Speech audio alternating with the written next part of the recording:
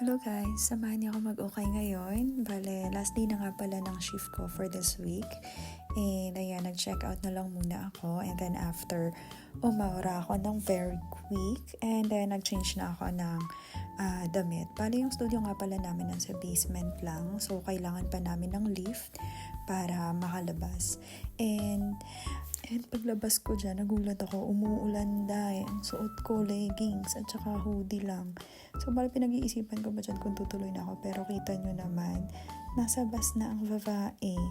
So, ayan, nakababa na ako dyan. Ang sinakyan ko nga pala dyan is from Ross stop, sumakay ako ng Valeta and then bumaba ako ng Bombi 1. So, ayan yung tunnel nila papuntang Bombi 3 kasi kailangan kong lumipat at doon ako mag-iintay ng isa pang bus papuntang Flor-de-Lis. Okay, kasi nandun yung thrift shop na pupuntahan natin, which is yung Thrift Haven sa Flor-de-Lis. So, ayan, Bombi 3 na. Tapos, makikita nyo naman, maaraw siya, pero super lamig lang talaga. Lalo na umulan. So, nangangatal na ako dyan. Fast forward, ayan na. Dito na ako sa Thrift Haven. Bale, ayan yung kanilang promo that day. And then, pagpasok mo pa lang, makikita mo na yung ibang mga gamit. And may mga nakahanger na silang mga damit and coats. So, ayan. May mga books din. If makikita mo, meron men's section yan. Tapos, ito yung sa women's. So, ayan. Ito yung messy table nila. Ang bongga nito kasi parang for 10 items, 10 items, 2 euros. May mga bags din sila. Ayan, mga sling bags, body bags. May mga handbags sila dyan. May binigay si ate sa akin dyan na isang maliit na handbag.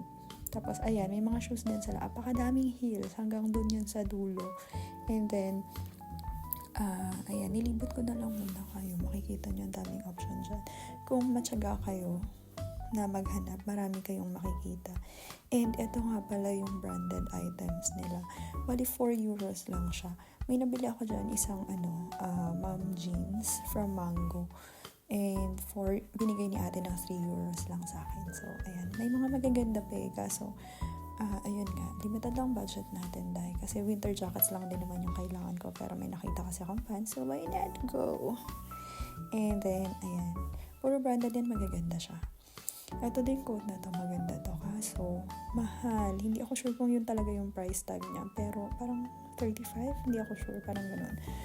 So, hindi ko kaya yun. And then, ayan, ito nga pala yung unang winter jackets na nakita ko. Hindi ko alam kung anong tawag dyan, pero parang bubble jacket siya, something ganyan.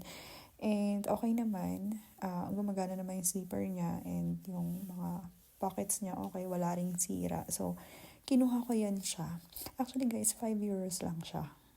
And mura na siya, considering yung tela niya and yung quality ng jacket. Para pa siyang bago. So, kinuha ko yan siya. Tapos, alam nyo ba, may isa pa akong nakita. Itong jacket na to.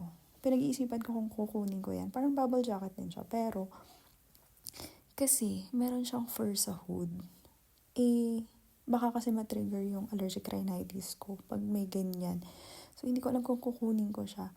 Pero, dahil kinuha ko siya, kasi, meron siyang 10 euros sa bulsa. Actually guys, first time ko makakuha ng pera sa Inukay. Tapos may sa left side yun. Hindi ko na lang na-videohan kasi nung nakapa ko yun, kausap ko yung friend ko sa phone. Tapos sabi niya sa akin, kunin ko na kasi may laman. And cute naman siya pag sinuot. Pero yun nga, baka matrigger kasi allergic rhinitis ko. So, ayun, gagawan ko na lang siya ng paraan. And kinuha ko pa rin siya. 5 euros din siya. Ayan guys, yung 10 euro na nakatupi. Binag ko na yan. Tapos finally, ayan, nakapagbayad na ako. Naka 20 euros lang ata ako dyan. And ayan, fast forward, pauwi na ang babae. Nandyan ako, nag-iintay na lang ako ng bus papuntang bahay. And yun lang guys. Thank you for watching.